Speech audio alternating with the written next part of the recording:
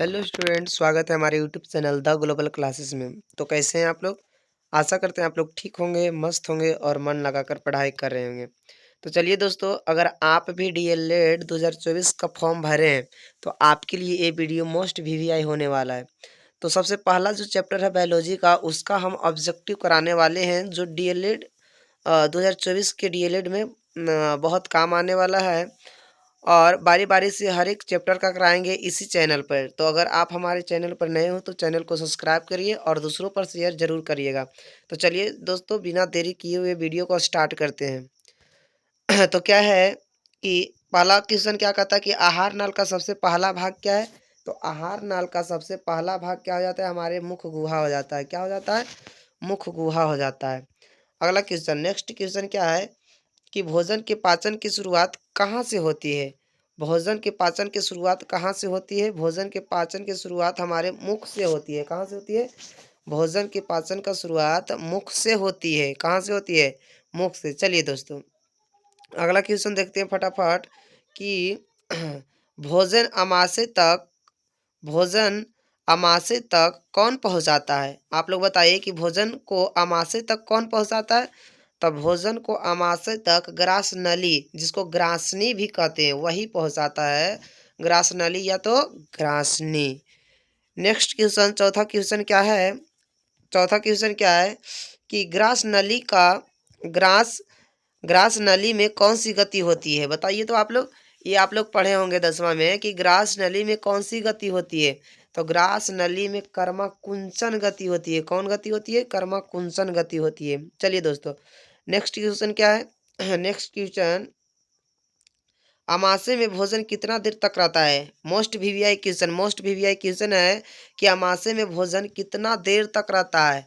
तो अमाशय में जो होता है भोजन, वो 3 से 4 घंटा तक रहती है। 3 से 4, कितने देर तक? 3 से 4 घंटा तक कहाँ रहती है? तो अमाशय में। चलिए क्वेश्चन, अगला क्वेश्चन, नेक्स्ट क्वेश्चन, हमारा छठा क्वेश्चन जो आएगा, अमाशय में उपस्थित जो गाढ़ा पदार्थ होता है। अमाशय में क्या होता है? गाढ़ा पदार्थ होता है। तो उस गाढ़े पदार्थ को हम लोग क्या कहते हैं? अमाशय में एक पदार्थ होता है जो गाढ़ा होता है, तो उस गाढ़े पदार्थ को हम लोग क्या कहते हैं? तो काइम कहते हैं। क्या कहते हैं? काइम। याद रखना दोस्तों, क्या कहते हैं? काइम कहते हैं।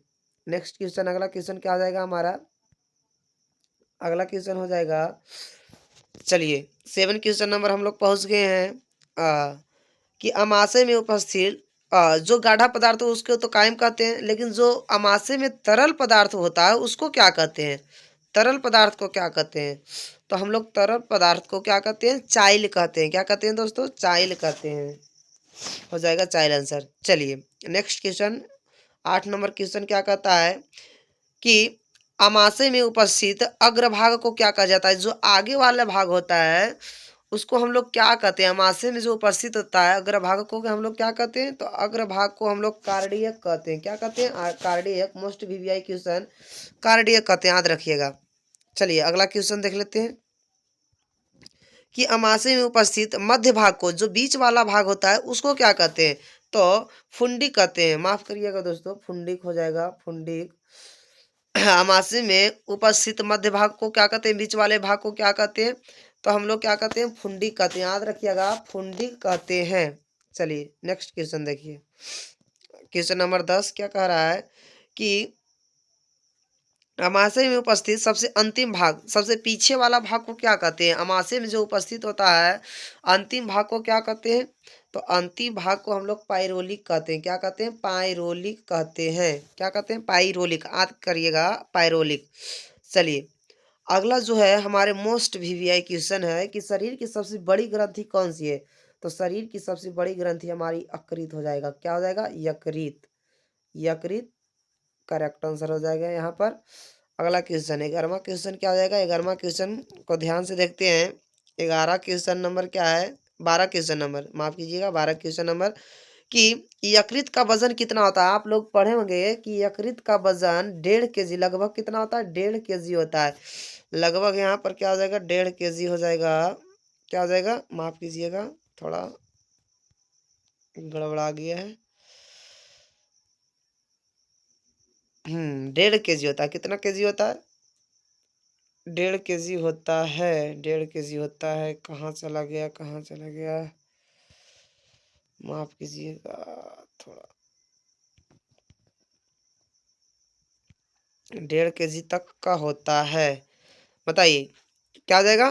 कि यकृत का वजन कितना होता है? 1.5 kg होता है। कितना होता है? 1.5 kg होता है। चलिए 13 नंबर क्वेश्चन में हम लोग आते हैं कि बताइए आप लोग यकृत में कौन सा रस स्राव होता है? बताइए तो आप लोग यकृत में कौन सा रस स्राव होता है? तो पीत रस का स्राव होता है। कौन सी रस का? पीत रस का। चलिए नेक्स्ट क्वेश्चन पढ़ते हैं हम लोग, फटाफट क्वेश्चन करा लेते हैं। अगला नेक्स्ट क्वेश्चन है कि पीत रस का मुख्य कार्य क्या है? बताइए तो आप लोग, पीत रस जो हमारे यकृत में होता है तो उसका कार्य क्या है? क्या करता है वो? यकृत में क्या करता है पीत रस? तो हमारे भोजन को जो अम्लीय होता है उसको क्या बनाता है? क्षारीय बनाता है। क्या? जिसको क्षारीय को हम लोग भस्म भी कहते हैं, क्षारीय बनाता है। अम्ल को क्या बनाता है? क्षारीय। पीत रस का मुख्य कार्य क्या होता है? भोजन को क्षारीय बनाना। चलिए नेक्स्ट क्वेश्चन हमारा 15 नंबर क्वेश्चन क्या है? तब भोजन को क्षारीय कौन बनाता है? वही वाला क्वेश्चन फिर से दोहराया गया है कि भोजन को क्षारीय कौन बनाता है? तो भोजन को क्षारीय पीतरस बनाता है। कौन बनाता है? पीतरस बनाता है। चलिए नेक्स्ट क्वेश्चन हम लोग देखते हैं। नेक्स्ट क्वेश्चन हम लोग देख लेते हैं कि शरीर में वसा का विखंडन कौन, जो हमारे प्रोटीन वसा जो भी है उसका विखंडन, उसको तोड़ता कौन है? तो यही जो है यकृत, जो 1.5 kg का होता है वही क्या करता है? तोड़ता है।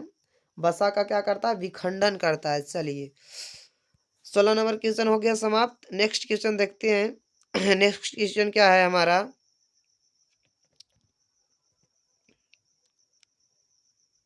चलिए और भी क्वेश्चन देख लेते हैं हम लोग, फटाफट जल्दी जल्दी देख लेते हैं। कहता है अमाशय में अमाशय में जठर रस का स्राव होता है। अमाशय में कौन सा रस का स्राव होता है? जठर रस का। जठर ग्रंथियों की कोशिकाएं 3 प्रकार की होती है। जठर ग्रंथियों की कोशिकाएं कितने प्रकार की होती है? 3 प्रकार के। पहला हो जाएगा श्लेष्मा, जिसको म्यूकस कहते हैं, जिसको क्या कहते हैं? म्यूकस। दूसरा हो जाएगा भित्तीय या अम्लजन, भित्तीय या अम्लजन। तीसरा क्या आ जाएगा? मुख या जाइमोजिन कोशिकाएं। ये हमारा क्या है? अमाशय के 3 भाग है। अमाशय के कितने भाग है? 3 भाग है। पहला श्लेष्मा, दूसरा भित्तीय, तीसरा मुख या जाइमोजिन। चलिए दोस्तों अगला क्वेश्चन देखते हैं। अगला क्वेश्चन हम लोग देखते हैं कि इस तीनों प्रकार की कोशिकाओं को स्राव सम्मिलित रूप से जठर कहलाता है। अगर तीनों को अगर मिला देते हैं तो क्या बन जाता है? जठर कहा बन जाता है। क्या बन जाता है? जठर रस। चलिए जठर रस में क्या होता है? तो जठर रस में HCl, जिसको हाइड्रोक्लोरिक अम्ल, म्यूकस या श्लेष्मा तथा प्रयोजन निष्क्रिय होता है। क्या होता है? निष्क्रिय होता है। चलिए तो बाकी वीडियो जो बाकी ऑब्जेक्टिव होगा और कल कराएंगे। आज के लिए इतने ही रहने देते हैं, विशेष हम लोग मिलते हैं कल। चलिए दोस्तों।